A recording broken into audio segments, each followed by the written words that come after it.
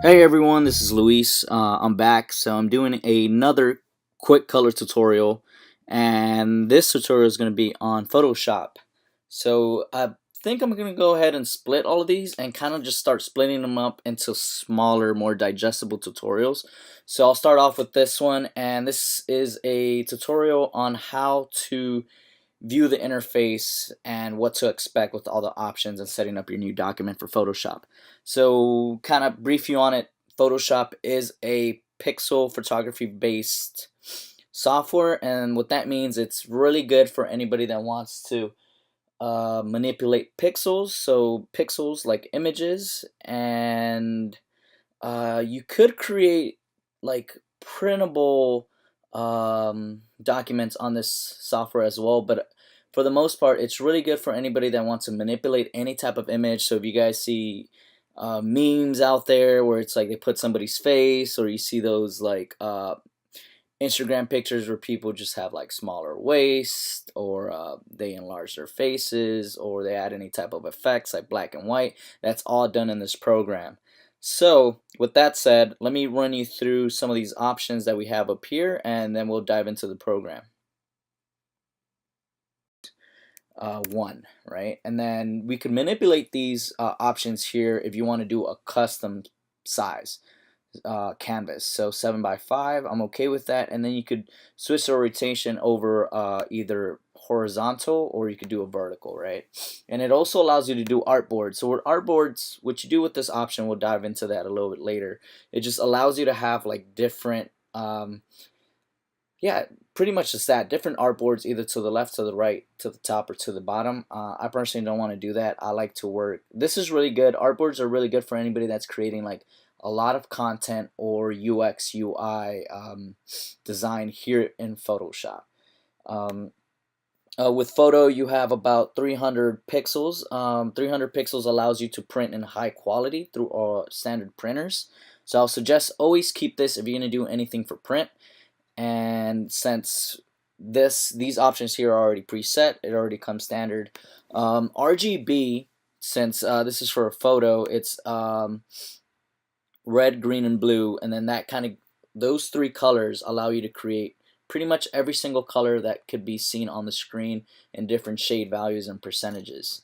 And white, let's go into background contents. You can either set this to transparent, black, a color of your own choice, transparent. I like to start off with transparent. That's just the way I like to work. And then there's advanced options, color profiles, and square pixels. So let me move over to print. And print, again, like these are standard paper sizes. So again, there's letter, there's legal format, all the way from A4 to C5.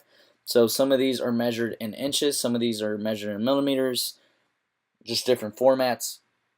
You go all the way down and you can see all those options here. I personally like to start off with 8.5 by 11 if I'm going to work on a document or a large flyer, and just create different folders, hide them, and then do like a front and back. When I started Photoshop, this is where I started with 8.5, with smaller versions like 4 by 6 for flyers, and some of that I did through here through the photo option.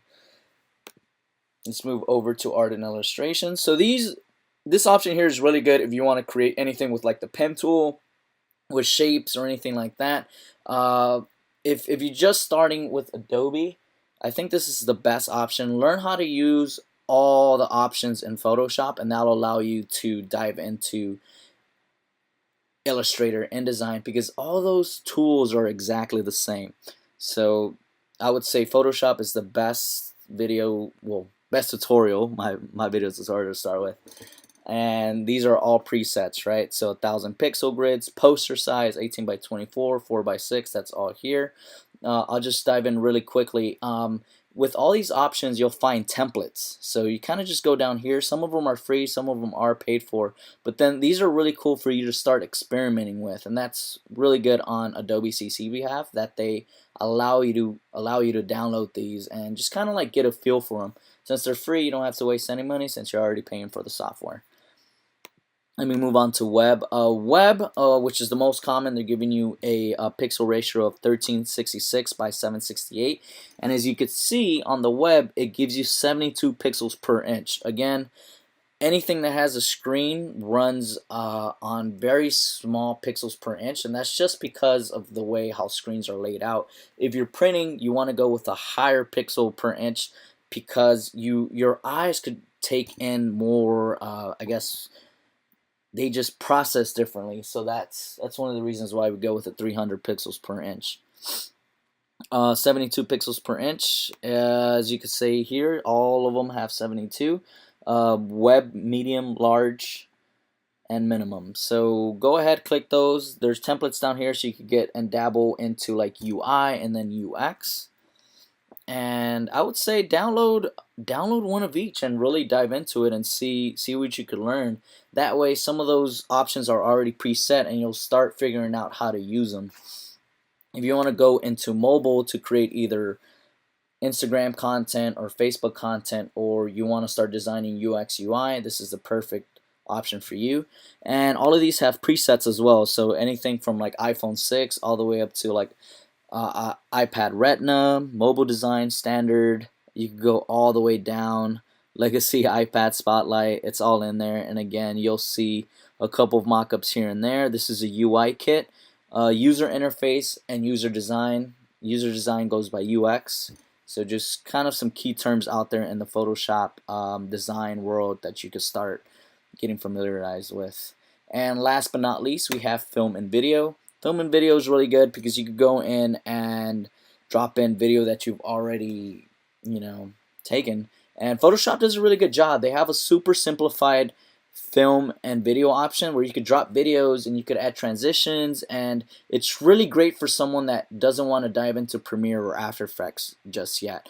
And it's honestly, it's a great program for video, and I'll truly recommend it. So if anybody wants to do that, the grids and everything else change a bit from film, mobile, web, art, print, and photo, just because it gives you more of a video grid. It has center green lines, and that's just something to look out for. So we've covered all the options. Let's move into actually creating a canvas.